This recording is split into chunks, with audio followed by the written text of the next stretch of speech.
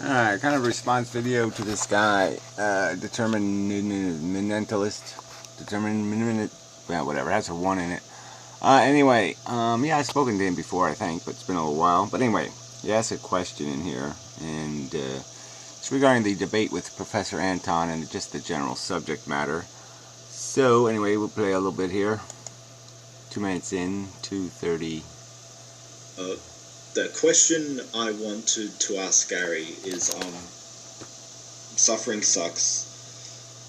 What is the goal? Is it to abolish suffering, to minimize suffering? I don't... Yes, yeah, really, it's not that complicated.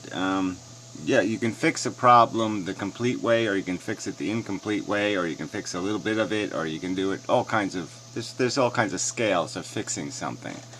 You can jury rig, you can, yeah, there's all kinds of ways of doing it. You do it the right way, or you can do it the halfway, or you can do it no way at all. And yeah, anti-Natalism is just a cure. It's completing the job. It's just saying, look, we know it's all kind of fucktarded. There's no point in perpetuating it. Let's just get it done with. Let's finish out our little joyride and let that be the end of it. Okay? It's a disease. It's creating its own problem. There's so many ways. It's a need that doesn't need to exist. Can't get simpler than that. Why create a need that doesn't need to exist? Yeah, there's just no reason to do that. Logic and such. The problem I have with that is I don't think it's possible. Every civilization... Well, whatever. We can argue possibilities forever. The fact is, it's possible in my brain. My brain sees the logic of it. My brain sees it as rational, as reasonable, as perfectly acceptable solution to the problem. Other brains on YouTube are capable of saying those words. So I guess it's possible to get the other brains to talk like these brains. So I don't think that's... I think by definition it can't be impossible. Whether it's likely that the human race is ever going to be able to be molded into any kind of good thing, well, that's an open question. What's more likely, though? A utopia where human beings learn to share and share alike and love each other and give their welfare to each other voluntarily? Yeah, I don't think so. That doesn't sound very likely either. That has come before. Every different variety of civilization, every different variety of race, every different variety of living technique that has been tried. Suffering has always been prevalent, like suffering. Well, whatever. I mean, you can't speak for the future entirely there. I mean, obviously they're working with crude tools in the past, so yeah, there's a lot of failure in the past. So it doesn't mean the future is completely, has to follow some past dynamic. We're not going to live the same way we lived 1,000 years ago, 1,000 years from now. That's just a fact. So yeah, we could mitigate against a lot of the realities of life and make life less burdensome. The question is, will we? There's no evidence of any will we, okay? Because every time you give people anything, any kind of progress, you give it to them, what do they do with it? They make a baby out of it. I just said it in my last video, but I'll keep saying that one too. Any kind of good that's thrown into the equation, they just convert it into another mouth to feed, another need machine to satiate or satisfy. And life are intertwined, as far as I'm concerned. I don't think it's realistic to... well, there's a question. Wouldn't you say it's unrealistic to hope for a minimization of suffering? Well, no, a minimization is the key word. So yeah, there's a certain idea of suffering that's necessary for us to enjoy life. But the deprivation itself doesn't have to actually be experienced. So I could theorize that we could give people pretty strong desire. We could give them the memory of hardship, the memory of burden, the memory of starvation, the memory of being very, very, walking the desert with no water, instead of the actual experience. And by giving them the memory, they might have the appreciation, and they might be able to gain the grand satisfaction of relieving a harsh deprivation that they didn't technically really experience. and so they could have a big and bold gratification. Would I advocate going to the trouble to make that whole scenario, create this whole desire addiction mechanism? No. What's the fucking point? Will human beings do it?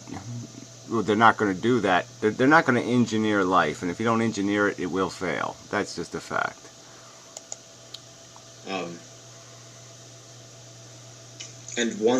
And say hypothetically, we reach a point in history where we abolish suffering, will we still be able to recognize beauty? Because, I don't know, like, without suffering, it creates a... Well, you know, right there you're in big trouble, because beauty, what the hell does that mean? Will we still want to climb mountains? Will we still have sick, stupid, insane desires that make absolutely no rational sense? Will we still be obsessed with some kind of notion of ego and pride? I'm the winner! I smited them! Oh, smiting is not a good thing. I shouldn't be proud. Yeah, we probably could still play an ego game with a minimum amount of real hard deprivation. But again, I'm going to ask the question, what's the point? Why do it? And the point is we will fail at it, and we'll fail dismally. So this is really an argument about how badly do we fall off the stage. Do we fall off the stage, you know, fall on a guy smoking a cigarette, he puts his cigarette in the guy's drink, the drink catches fire, the whole theater burns down, and everybody dies? Or do we gracefully fall off the stage where we just, you know, end up falling into the tuba and no great horrors take place? But that's all this is about. It's about how badly we fail. Paradox, like, you need one to have the opposite, don't you? Well, that's as far as I know. I thought you do.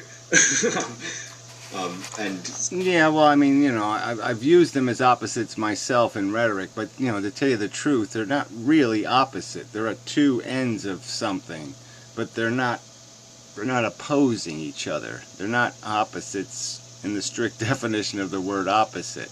One doesn't have the thing, and the other thing is absent the thing. Okay, a pleasure is derived through a different mechanism. It is the release or the relief of need, dependency, and deprivation. A pain is caused because of a harassment of a deprivation mechanism, one that enables that desire thing to be created. So they're both made out of the same thing. One just ends up being harshly brutal, and the other one has this potential to create the illusion of accomplishment because you are rising out of a pit of deprivation. So the idea that you get free of your burdens is you feel liberated. I mean, just because you've broken the chains from one owner doesn't mean you've broken all your chains, but you're always going to feel better because you're freer. Any gain of freedom is a sense of freedom, but it's not real freedom. You haven't gotten anywhere yet. You know, with suffering, like, I think we need suffering to recognize beauty.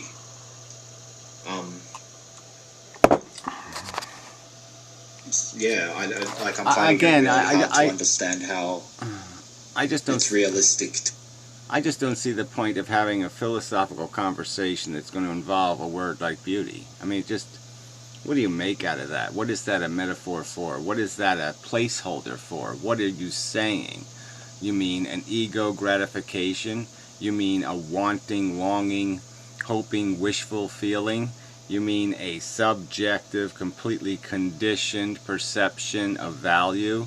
I mean, this word doesn't really have a whole lot of use. Do we even think that we can minimize suffering as human beings if we can reach that stage? If you think... Again, I just don't see any point in saying something, we can't minimize suffering. Minimize means reduce. All right, minimize doesn't mean eliminate all suffering. It means reduce suffering. Reduce it to its minimum, the minimum necessary for you to have your silly perception that the sushi tastes good or whatever the bullshit is, your beauty crap. So yeah, you minimize it to that point. You get rid of the completely unnecessary and wasteful suffering. So you get rid of the wars, and you get rid of the cancers, and you get rid of the slow, long, horrible deaths, and you get rid of all the other little blights of horror You know, the broken backs and the broken organs and all the other miseries that go with that shit. Yeah, that'd be a good thing. We can reach that stage, like, by making YouTube videos and, I don't know, doing anything you can, getting the word out. If you think that stage is reachable and attainable, you think that there's that hope, then alright. But I don't have faith. Well, I don't see, it doesn't even have anything to do with that. It just has to do with the damn truth in the first place, right? Isn't that the whole point of the conversation, is to find the truth? So if I'm anti-natalist because I believe it's the truth, people should not procreate because they should not create needs that do not need to exist. There's a statement. Okay, it seems perfectly logical and reasonable to me. Alright, the fact of the matter, whether or not the human race is going to abide by it, or there's any hope the human race will do it, seems completely irrelevant to the fact that it's a fucking description of reality. It's a fucking fact. Life is futilely stupid. It's all built out of negatives, and you have this delusion that you're accomplishing something because you clean up some portion of the negatives created by your own stupid fucking addicted existence. So yeah, but it's a fact. I don't care, I care, but I mean, the point is, it's not about what the human race does with that fact. The argument is, that's the fact.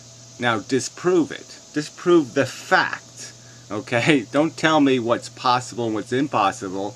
Just explain to me why that's not the fucking truth. In that, I don't have hope. I don't trust people to sit the right way on the toilet seat, let alone do something that opposes their biological gratification for the sake of logic. I mean, that's a fantasy thing. That's a pipe dream to me. Like, and that's same with your anti-Natalism debate. Like, I think that's a good. All right, yeah, it's a good idea. It won't turn off. Yeah, well, whatever. Right. So yeah, the human race is fail. There's no point in describing that circumstance. You want to take it to some step, you want to turn it into some sort of movement or something, or you're expecting me to, or expecting the world to. Well, who the fuck knows what can come of it. But first, there has to be an argument about it as the truth. And then you worry about how the fuck, if you have any hope of getting it implemented, or whether that meme or idea has any hope of spreading into the mind of the human organism. But I'm just saying that the people who say it's futile, I would just, to even talk about it, I would say to them it's futile to even talk about your little Hopi improvement crap too. Because none of that shit has much of a presence on the horizon. It doesn't look very practical that you're going to create human beings that aren't going to cheat each other and fucking trip each other and fuck with each other to get on top of little Mount bullshit. But, I don't know, the Utopia project might be a good idea. But to me, it's just so far gone, it's so far out there, it's so unattainable as far as I can see. Then it's not a card that can be played on the table. And another card... Well, whatever, says you. I mean, compared to what other cards? All right, I mean, I can make the argument that the human race is going to fail. All right, again, it's going to fail. The only thing that we're trying to do is make it fail better than it's going to inevitably. It's inevitably going to be wiped out. I say it's going to wipe itself out because it's going to have another nuclear war. It's going to fuck this place up. Okay, there's just no doubt about it. 7 billion people thinking they all have a right. And it's just not going to work out. We're going to run out of resources. There's going to be fucking bloodshed. And boom, boom, gloom, doom, kaboom. I mean, it's over. So all we're doing is talking about, well, is it realistic that we can fucking find some way to fall down this cliff a little better than that? And I think that's realistic. That can't be played on the table, I don't think. It's the whole, we should just wipe everyone out. That's not going to happen. That's not the way life is going to work. And like, well, dream on, fella. Okay, it's going to work that way. This planet's going. All right, and before this planet goes, we're going to go. Okay, the little human time bomb is going to go off. We've had nuclear bombs for less than 100 years. Get real. You think we have a 1,000-year future with them? No fucking way. This is just a pipe dream that you're going to do this human experiment successfully. It's going to fail big and bad. Maybe. Sorry, I'm rendering a video If you and keep polluting and stuff, it'll happen anyway.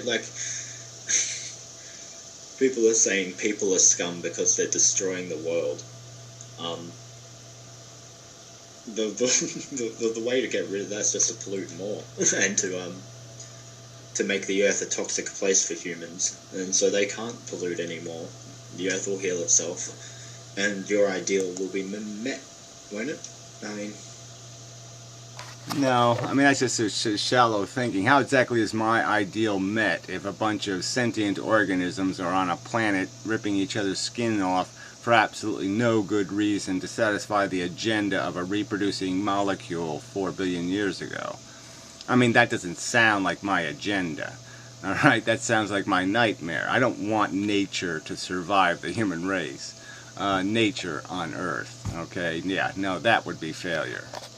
A mega failure. And that's the mega failure we probably are heading for. We will knock ourselves back into Stone Age tribes of fucktarded idiots, with their AK-47s fighting over, 4-year-old ears of corn. And, yeah, nature will go on. The horror will continue. That's I don't know. That's the trouble I'm having, and I'm sorry if you lose your temper over all this. I'm not trying to inflame you. I'm not trying to attack you personally. If I make personal assumptions, yeah, well, whatever. The whole point is there's all this talk, like somehow talking about what the truth of our circumstances, requires an agenda to be tied to it, and that's really not the subject. The subject isn't the agenda. Speaking of agendas, there's this inspired ham. She had to make a video about the fact that I blocked her. She's basically she should be on Facebook, okay? She's playing some kind of game here. If you go look at her comments, she kisses everybody's ass. She doesn't have opinions on anything. Everything's just this wishy-washy bullshit, and then she's posting videos that say rate, subscribe, and whatever at the bottom. What the fuck? Yeah, why don't you insult everyone's intelligence? Really, you're going to talk about the meaning of life and you have to tell people to subscribe to your channel? Do you think that makes any sense? I don't think it makes any sense. No, that's for retards. Thank you very much.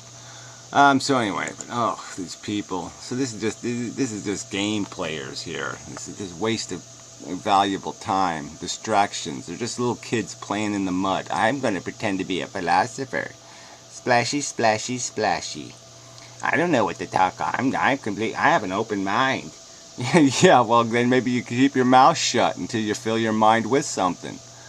Oh, these people. Anyway, it's probably enough of a video. Let's see if he says anything else. Yeah.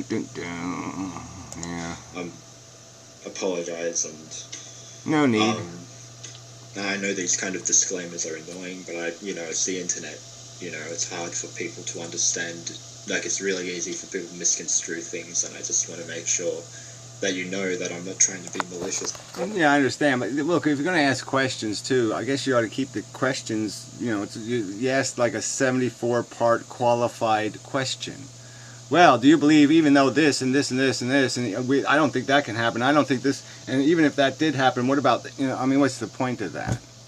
Alright, I'll ask you a question. Do you believe life is made out of consumption, reproduction, cannibalism, and addiction? Do you believe there's some other ingredient? Do you believe that life is satisfying a need it doesn't create by existing? Is it satisfying some need beyond a need created by its own existence? Yeah, so answer those two questions for me. Thank you very much. And tell me, what's the difference? It's the truth, right? So all I've done is articulate a truth theory. Okay, so somebody argue with the truth theory. Don't tell me, no, you can't change people. You can't make that happen. I don't care. Alright, still the truth, fuckers. Alright, anyway, until next time. Thank you very much, and whatnot. 20 minutes. Well, it's not terrible.